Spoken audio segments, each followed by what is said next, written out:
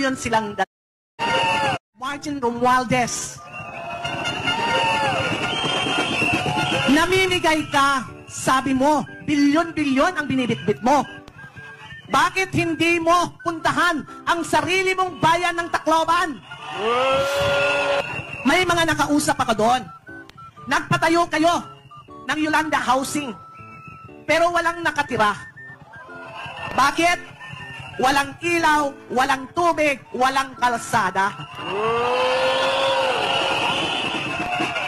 And now, you are dreaming to be the President of the Republic of the Philippines? You are dreaming to be a Prime Minister of the Philippines? Sinabayan ng pamimigay ng bilyon-bilyon kasama ang kanyang mga hudares na mga congressman.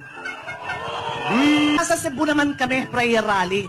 Sinabayan naman kami na pumunta sa Siargao at with 52 congressman at pinagmamalaki na may 1.2 billion silang dala-dala doon.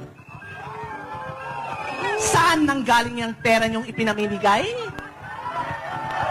At ginagamit yung front ang DSWD, Mr. Speaker? Martin Romualdez.